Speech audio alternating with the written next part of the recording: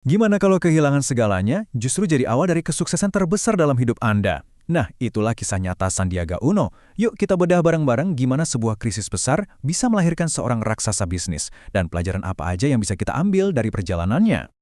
Oke, kita mulai dari kalimat ini. Ini bukan sekedar kutipan biasa loh. Ini tuh DNA dari setiap keputusan yang dia ambil. Filosofi inilah yang benar-benar mengubah nasibnya 180 derajat. Baik, kita masuk ke bagian pertama. Ini adalah cerita tentang momen penentu itu. Sebuah krisis dahsyat yang gak cuma menghancurkan, tapi justru jadi titik balik yang menciptakan peluang dan mengubah arah hidupnya untuk selamanya. Coba deh bayangin ini. Di awal tahun 1997, Sandiaga Uno itu lagi di puncak-puncaknya. Karirnya sebagai CFO cemerlang banget, selangkah lagi jadi CEO. Tapi, tiba-tiba krisis moneter Asia datang menghantam.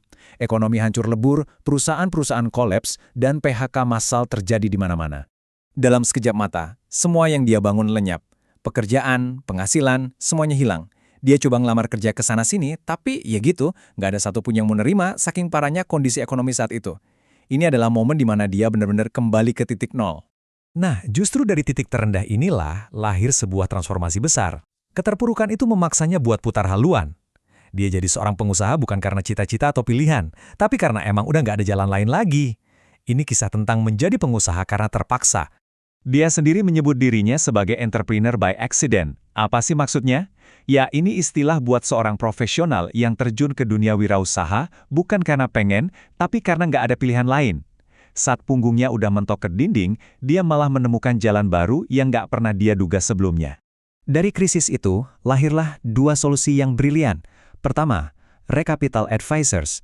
Perusahaan ini dibentuk buat memecahkan masalah darurat perusahaan-perusahaan lokal yang kelilit utang dengan cara ngasih jasa penasehat keuangan. Kedua, Saratoga Investama. Nah, ini solusi buat mengisi kekosongan investasi dengan cara menarik modal asing buat investasi di aset-aset sumber daya alam Indonesia yang waktu itu harganya lagi anjlok banget. Keduanya adalah jawaban langsung atas masalah yang diciptakan oleh krisis. Sekarang, mari kita beralih ke prinsip intinya. Setelah melewati semua itu, apa sih yang sebenarnya dia cari waktu mau berinvestasi? Jawabannya mungkin bakal bikin Anda kaget. Ini dia pondasinya. Buat dia, integritas itu adalah aset paling penting yang nggak bisa ditawar-tawar lagi. Karena dari sinilah kunci buat mendapatkan reputasi dan kepercayaan jangka panjang itu berasal. Jadi, gimana cara dia menguji seorang pengusaha? Ternyata dia punya kerangka yang sangat jelas. Pertama, DNA dan dorongan. Apa sih api semangat yang membara di dalam diri mereka? Kedua, masalah yang dipecahkan. Masalah nyata apa yang mau mereka selesaikan di dunia ini? Dan yang paling krusial, ketiga, integritas inti. Apakah nilai-nilai mereka itu kokoh dan nggak bisa digoyahkan? Simple tapi dalam banget maknanya. Prinsip yang sama juga berlaku pas bangun tim. Dia nggak nyari teman, tapi nyari mitra yang saling melengkapi. Ibaratnya harus ada gas dan ada remnya. Dia juga mendorong perdebatan sehat, biar nggak ada grup think atau semua orang cuma iya-iya aja. Dia mendelegasikan tugas untuk melihat DNA asli timnya, dan yang pasti, membangun semuanya di atas fondasi kepercayaan. Oke, kita udah bahas masa lalu. Sekarang kita intip sedikit ke masa depan. Menurut Sandiaga Uno, di mana sih peluang-peluang terbesar saat ini? Menurutnya, ada 3 klaster ekonomi besar yang bakal mendefinisikan masa depan kita. Pertama, ekonomi hijau. Ini luas banget, mulai dari proyek karbon sampai pengelolaan limbah. Kedua, ekonomi kesehatan atau wellness. Ini bukan cuma soal berobat, tapi lebih ke pencegahan, nutrisi, dan kualitas hidup. Dan yang ketiga, tentu saja ekonomi digital, yang memanfaatkan kekuatan AI dan digitalisasi di semua sektor. Nah, sebaliknya, ada juga loh jenis bisnis yang menurutnya bakal hilang ditelan zaman. Apa aja tuh? Bisnis yang tata kelolanya buruk, yang cuma ngandelin kenalan orang dalam. Terus, praktek bisnis yang gak ramah lingkungan. Bisnis yang buruk buat kesehatan konsumennya. Dan yang terakhir, bisnis yang serampangan dan gak transparan. Angka ini menggambarkan betapa besarnya skala peluang yang ada. Indonesia itu butuh setidaknya 4.000 perusahaan besar buat naik kelas jadi pemain global. Supaya bisa mencapai target Indonesia Emas 2045. Angka yang luar biasa besar kan? Ini menunjukkan betapa besar tantangan sekaligus kesempatan yang ada di depan mata kita. Tapi pada akhirnya, ini semua bukan cuma soal bisnis dan uang.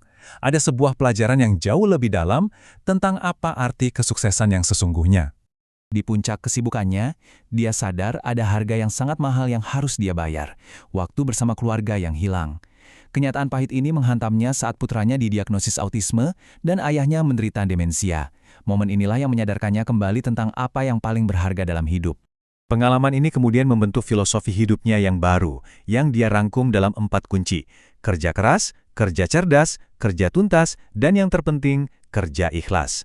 Bekerja dengan tulus, di mana kita fokus memberikan usaha terbaik kita dan menyerahkan hasilnya pada Yang Maha Kuasa. Jadi, pelajaran terbesar dari kisah Sandiaga Uno pada akhirnya bukanlah tentang gimana cara membangun bisnis miliaran dolar.